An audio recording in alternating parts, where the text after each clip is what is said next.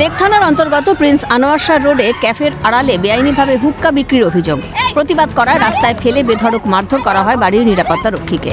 বাড়ির সিসিটিভি ফুটেজে ওই নিরাপত্তা রক্ষীকে মারধর করতে দেখা গিয়েছে। এমনকি মারধরের পর বাড়ির সিসি ক্যামেরাও ভেঙে দেওয়া হয় বলে অভিযোগ। ঘটনায় উভয় পক্ষের তরফেই অভিযোগ দায়ের করা হয়েছে লেক থানায়। এই ঘটনায় এখনো পর্যন্ত কাউকে গ্রেফতার করা হয়নি। গোটা বিষয়টি খতিয়ে দেখছে লেক থানার পুলিশ। বাড়ির মালিকের অভিযোগ, ক্যাফেতে দীর্ঘদিন ধরে বেআইনিভাবে হুক্কা বিক্রি করা হয়, পাশাপাশি সেখানে চলে একাধিক অসামাজিক কার্যকলাপ। এর প্রতিবাদ করায় রবিবার বিকেলে নিরাপত্তা রক্ষীকে বেধড়ক মারধর করা হয়। তার আরও অভিযোগ, এর আগে প্রতিবাদ করলেও অভিযুক্তরা কখনো ববি হাকিম, আবার কখনো জাভেদ খানের নাম করে তাকে হুমকি দেয়। গোটা ঘটনায় আতঙ্কে রয়েছেন বাড়ির মালিক ও তার পরিবারের সদস্যরা। ওখানে হুক্কা করছে বেআইনিভাবে হুক্কা আর হুক্কা অ্যাড দিয়েছে, আর আশেপাশে ক্লাবকেও মোটামুটি পয়সা দিয়েছে, ক্লাবে পুজো অ্যাড দিয়েছে, সবকে সেটিং করে নিয়েছে মোটামুটি। কত বেশি এখানে। তারপরে এখন দেখছি যে মেয়েলিও ব্যবসা করছে। আমার কাছে খবর এসছে, খবর যখন এসছে মেয়েলি ব্যবসা, আমি সবকে জানিয়েছি। জানাবার পরে আমি এখানে সিকিউরিটি বসিয়ে দিয়েছি। সিকিউরিটি বসাতে ওদের আপত্তি, সিকিউরিটি বসালেই ওদের আপত্তি যাচ্ছে। এরা কি প্রত্যেকেই ক্যাফের কর্মী? সব ক্যাফের কর্মী, ক্যাফের মালিক। ক্যাফের মালিকের নির্দেশেই হয়েছে। জাভেদ আঙ্কেল ভয় দেখায়। জাভেদ আঙ্কেল সব সময় জাভেদ আঙ্কেল আছে, আমার এই আছে, ববি আঙ্কেল আছে।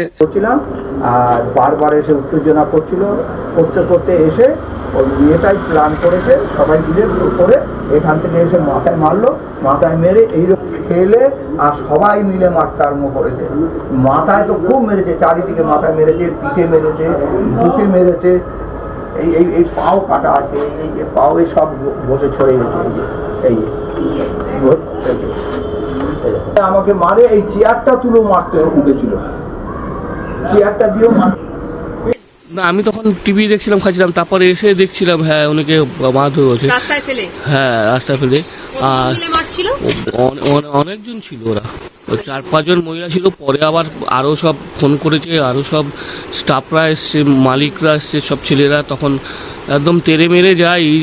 তারপর তো থানা পুলিশ হলো। যদিও বাড়ির মালিক এবং তার নিরাপত্তা রক্ষীর বিরুদ্ধে পাল্টা মারধর ও হেনস্থার অভিযোগ এনেছেন ক্যাফের মালিক।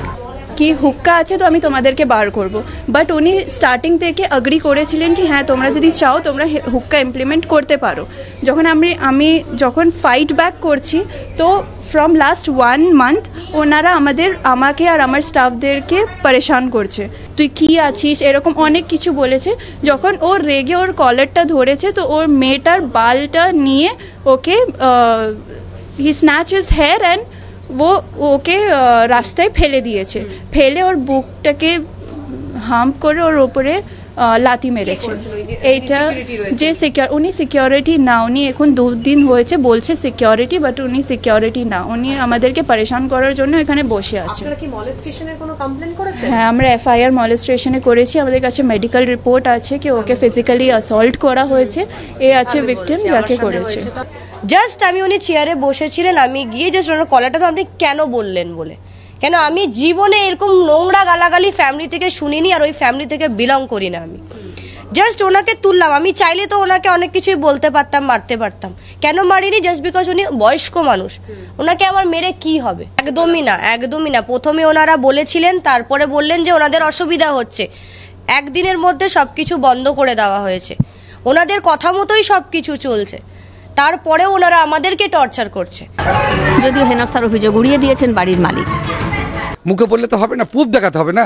সেটা আমি ছিলামই না যখন মারপিট হয়েছে। আমি ছিলামই না ফুটেজ দেখা করা, আমি ছিলামই না। আমি আর ওরা ঝামেলা মিটিয়ে দিয়ে চলে গেলাম। যেটা অভিযোগ করছেন যে তার নিরাপত্তা রক্ষীকে মারধর করা হয়েছে।